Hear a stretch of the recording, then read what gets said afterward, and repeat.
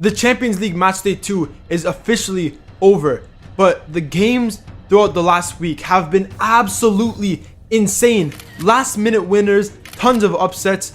Honestly, this was an incredible week of Champions League football. In today's video, I'm going to be talking about every single game, the score lines, how the teams performed, and all that type of stuff. So without further ado, let's get right into this video. The first game I'm going to talk about is FC Copenhagen against Bayern Munich.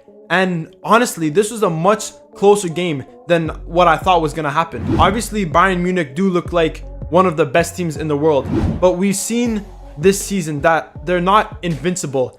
And to be honest, they do concede a lot of goals. And in this game, Copenhagen were the first team to score. Obviously, Bayern Munich did end up coming back and they did end up winning the game 2-1. But honestly, it was a much closer game than I anticipated. The next game was Manchester United against Galatasaray, and this was the first big upset of the week. Manchester United lost at home against Galatasaray. First of all, you have to give a round of applause to Rasmus Højlund. He had an incredible game, scoring 2 goals, and honestly, if he continues this form, I think he could be a really important player on Manchester United's team. But United's defense during this game was honestly horrific. Diogo Dalot, Amrabat, Andre Onana, oh my god, he had a horrible game. And honestly, that is the main reason why they lost this game. I do think that Erik ten Hag has to take some of the blame because obviously his tactics didn't work in this game. He is the one that put Amrabat at the left back position when he is generally a midfielder. So honestly, it didn't really make sense for me, and I think that is why they ended up conceding 3 goals at home against Galatasaray. But you can't take anything away from Galatasaray. They played a great game. They could have even scored 4 goals if they scored that penalty. And to be honest, they deserved this win. Moving on into Group B, we had another crazy upset. Lens beat Arsenal 2-1. Honestly, I don't think anyone expected this. Arsenal are one of the best teams in one of the best leagues in the world. And Lens are currently in a relegation fight in the Ligue 1. I do feel like Arsenal were the better team in this game. They had more possession, more shots, and they were definitely the more dominant team. But Lens took their chances wisely. They capitalized off them, and they did end up coming away with the win. And I think they deserve it. The next game in Group B was PSV Eindhoven against Sevilla. And honestly, this was an incredible game. Goals from both sides coming all in the second half. In the last 10 minutes in this game, there was 3 goals scored. Honestly, if you didn't watch it, this was the epitome of a classic clash in the Champions League group stages. And honestly, I thought it was a very entertaining game. Both teams were going at it the whole entire game, and I do think that a draw was a fair result. Moving on into Group C, the first game I'm going to talk about is Union Berlin against Braga. And again, this was another incredible game. So much action from both teams. First half, second half. It was just back to back for the whole game. Personally, I think that Union Berlin had the better start out of both teams. But Braga in the second half dominated in terms of possession, in terms of shots. They were keeping the ball, playing calm, and Union Berlin didn't really know what to do. And obviously Braga in the last minute did end up scoring the match-winning goal, and they did win the game. Moving on into the next game, we had Napoli against Real Madrid. Obviously, I do support Napoli, and this game was very back and forth. I think that in the first half, Real Madrid were definitely the better team. But in the second half, Napoli were pushing, attacking for the whole entire half, and they had so many chances to score 3, maybe even 4 goals, but they just couldn't finish. Obviously, the last goal was the long shot by Valverde, which was an incredible strike. But honestly, Napoli were pretty unlucky this game. 2 of Real Madrid's goals came from defensive mistakes, in my opinion. And I do think that Napoli should have probably got a draw and gotten 1 point. But it was still a good game. And honestly, I'm not that mad at the result. Before I move on to the next game, I have to mention Jude Bellingham. I think he scored 8 goals in his first 9 games with Real Madrid. He is the shining star in that team. And honestly, without him, I don't think Real Madrid would be half as good as they currently are. Moving on into Group D, the first game we had was Salzburg against Real Sociedad. And honestly, I predicted that Salzburg were going to win this game, and clearly I was wrong. I thought that Salzburg had a lot of good chances in this game to score 1, maybe even 2 goals. But in the end, Real Sociedad were definitely the better team. Obviously, they scored 2 goals in the first half, and they did deserve this win, in my opinion. And finally, the last game on Tuesday was Inter Milan against Benfica. Inter Milan ended up winning 1-0, and honestly, I think they should have scored at least 3 goals. Honestly, Benfica did play pretty well. Defensively, they were solid, and they held possession for a good portion of the game. But Inter Milan, they should have scored 2, 3, maybe even 4 goals. They had almost 4 XG, 4 expected goals, and they only scored 1. Do you know how rare that is to have 4 expected goals and you only put away 1? Honestly, their finishing in this game was not that great. But in the end, Inter Milan did get the result they deserved, and I think most people would have predicted Inter Milan to win this game. Moving on into the Wednesday fixtures, the first game we had was Atletico Madrid against Feyenoord. And honestly, this was another incredibly entertaining game. Obviously, Atletico Madrid did end up winning 3-2. But one of the craziest things about this game is all 5 goals came before the 50th minute. That first half was full of action, back and forth, goal after goal after goal. And honestly, if you did watch it, it was an incredible game. Honestly, I think Feyenoord did deserve to win this game. They dominated in terms of possession, in terms of shots, chances created. They were definitely the better team in this game.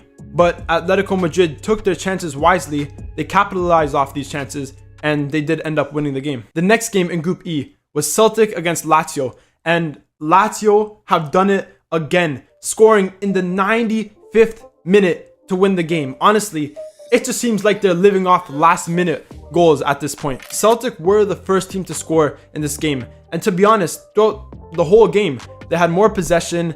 And honestly, I thought they were the better team. And they did even score another goal in the second half. But it did turn out to be an offside. And obviously it was taken away. But Lazio, again, just in the final minute, just crushing the hearts of the home fans. Honestly, like, I don't even know what to say about Lazio. First, there was the goalkeeper scoring a goal in the 94th minute. And now it's Pedro scoring a crazy header in the 95th minute.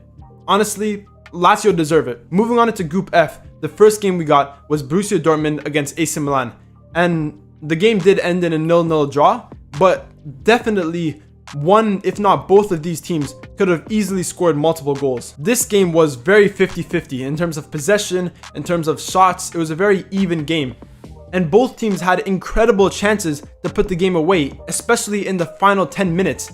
But both teams couldn't capitalize, and it did end in a 0-0 draw. Honestly, in my opinion, I think this is a bad result for both teams, but definitely for Borussia Dortmund. At home, they need to start winning these games if they want a chance to make it out of this group. But currently, it's not looking so good for them. The other game in Group F was Newcastle against PSG, and this result was definitely not expected. I remember in my predictions, I said one of 2 things is going to happen. Either PSG are going to blow Newcastle away, or Newcastle are just going to survive and it's going to be a draw. Now, I predicted that Newcastle were going to get a draw out of this game, but I did not think that they were going to dominate PSG in the fashion which they did. Very early on in this game, you could already see defensive errors happening in PSG's team, and obviously that did lead to Newcastle's first goal. And even after their first goal, they didn't stop applying the pressure. They applied pressure throughout the whole game. They kept getting the ball. They made good use of their counterattacks. They took good quality shots, and that's how they came away with this win. And honestly, it is 100% deserved. The next game we had was FK Crvena Zvezda against Young Boys. And honestly, this result, 2-2 draw, was pretty predictable. Honestly, in my opinion, this game was the most evenly matched game throughout all the games during this week. In terms of possession, in terms of shots, this game was completely even. And obviously the 2-2 result is perfectly reflecting how the game went. The next game we had was RB Leipzig against Manchester City. And I predicted that Man City were going to win this game 3-1. And again, like I predicted, it wasn't an easy game for Manchester City. Yes, they dominated in possession. They had like 20 shots, and they realistically probably could have scored more goals. But RB Leipzig at home, it's always going to be a tough game. Considering the fact that it took Man City the last 10 minutes to score their last 2 goals, I think this was a much tougher game than what the stats reflect. In terms of RB Leipzig, I do think they played pretty well. Defensively, they were compact, but they need to be more calm with the ball. They need to have more possession if they can expect to get a result out of Manchester City, because we all know Manchester City are definitely the favorites to win this competition, and realistically, they are the best team in the world. Moving on into Group H, the first game we had was Royal Antwerp against Shakhtar Donetsk. And again, this was another crazy game full of goals. And honestly, it was Royal Antwerp's game to take, but they threw it away. Royal Antwerp were up 2 goals in the first half very early on. They scored their first goal, and only about 30 minutes later, they scored the second goal. But in the second half, Shakhtar Donetsk applied the pressure. They dominated possession, they dominated in terms of shots, and they ended up scoring 3 goals in the second half. Sadly for Antwerp, in the 97th minute, Alderweireld missed a penalty, and it wasn't even a good penalty. It went way wide, and for the experienced player that he is, he really should have taken this opportunity to give his team 1 point. But Shakhtar came away with the win, and they did deserve it in the end. And finally, the last match in the second match day was FC Porto against Barcelona. Barcelona ended up winning 1-0. Honestly, in my opinion, this was a very scrappy game. Both teams had a lot of chances. They both had fairly equal amounts of possession.